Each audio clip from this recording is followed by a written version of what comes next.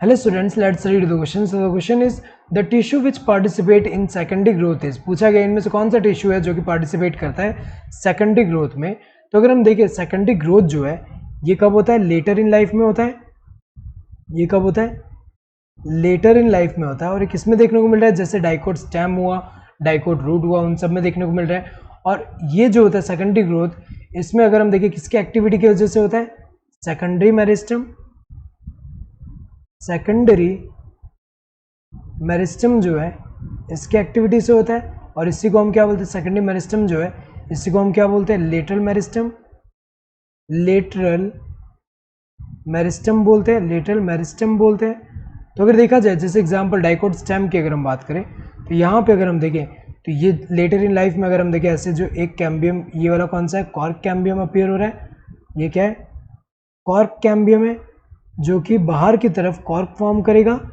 यहाँ पे बाहर की तरफ कॉर्क फॉर्म करेगा, अंदर की तरफ जो है क्या फॉर्म करेगा, सेकेंडरी कॉर्टेक्स फॉर्म करेगा। तो यहाँ पे सेल्स ऐड होने की वजह से अगर हम देखें ऐसे लेटरल ग्रोथ हो रहा है यहाँ पे, जिससे क्या हो रहा है, एक तरह से जो ऑर्गन है यहाँ पे उसका क्या हो रहा है कि यहाँ पे जो यहाँ पे अगर हम देखें विड्थ इंक्रीज हो रहा है, या फिर कह सकते हैं सर्कमफेरेंस इंक्रीज हो रहा है, गर्थ इंक्रीज हो रहा है ये। तो अगर हम देखें ये है, इसके अलावा क्या होगा, जैसे यहाँ वस्कुलर बंडल्स हैं, यहाँ हम डाइकोट स्टेम की अगर हम बात करें तो उसमें क्या है, जैसे वस्कुलर बंडल्स है, इनके बीच में अगर हम देखें तो जाइलम एंड फ्लोएम के बीच में जो कैम्बियम है इसको हम क्या बोलेंगे, फैसिक्युलर कैम्बियम बोलेंगे। तो ये कौन सा है, फैसिक्युलर कैम्बियम। ये फैसिक्युलर कैम्बियम कहेंगे। और फैसिक्युलर कैम्बियम जो है यहाँ पे ये, एंड लेटर इन लाइफ में अगर हम देखें यहाँ जो है, यहाँ पे भी जो सेल है वो यहाँ पे अगर हम देखें ये क्या बन जाएंगे, मेरिस्टेमेटिक बन जा रहे हैं। और ये वाले जो होंगे इनको हम क्या बोलेंगे, इंटरफैसिक्युलर कैम्बियम बोलेंगे। इनको हम क्या बोलते हैं, इंटरफैसिक्युलर कैम्बियम कहेंगे यहाँ पे। तो हमें पता है कि इनके एक्टिविटी से क्या होगा, इनके एक्टिविटी से अगर हम देखें ये जो कैम्बियल रिंग जो फॉर्म कर रहे हैं यहाँ पे, इनके एक्टिविटी से क्या होगा, बाहर की तरफ जो है यहाँ पे, यहाँ बाहर की तरफ जो है सेकेंडरी फ्लोएम डेवलप होगा और अंदर की तरफ जो है सेकेंडरी जाइलम डेवलप हो रहा है। तो अगर देखा जाए यहाँ पे स्टेम में ऐसा होता है। और यही अगर हम देखें तो ये जो है, ये अगर हम देखें तो ये भी किसमें इंक्रीज करे, यहाँ पे गर्थ इंक्रीज करे एक तरह से। तो ये जो है लेटरल मेरिस्टम में आते हैं।